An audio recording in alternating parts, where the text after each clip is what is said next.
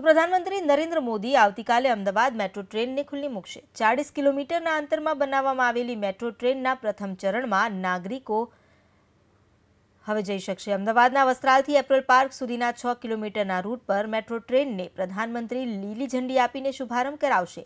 Ahmedabad metro train માટે 7 ડિસેમ્બરના રોજ કોચ તૈયાર થયા હતા।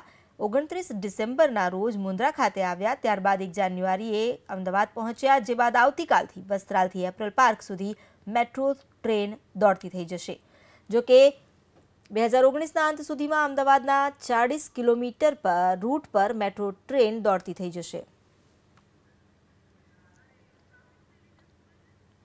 પ્રથમ ચરણમાં કયા રૂટ પર મેટ્રો ટ્રેન દોડશે? વસ્ત્રાલ ગામથી આગળ નિરાંત સર્કલ સુધી અને નિરાંત સર્કલથી વસ્ત્રાલ સુધી પ્રથમ ચરણમાં મેટ્રો ટ્રેન દોડશે। તો વસ્ત્રાલથી રબારી કોલોનીનો રૂટ પણ મેટ્રો કવર કરશે અને રબારી કોલોનીથી અમરાઈવાડી સુધી પણ મેટ્રો ટ્રેન દોડશે। લોકો તેનો લાભ લઈ શકશે।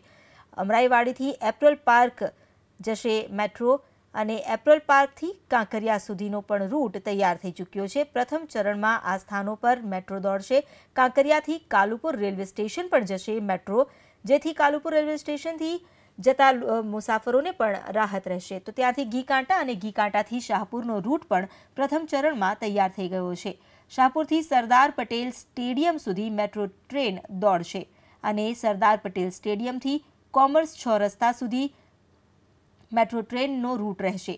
કોમર્સ 6 રસ્તાથી ગુજરાત યુનિવર્સિટી જશે મેટ્રો અને ગુજરાત યુનિવર્સિટીથી ગુરુકુલ રોડ પહોંચશે।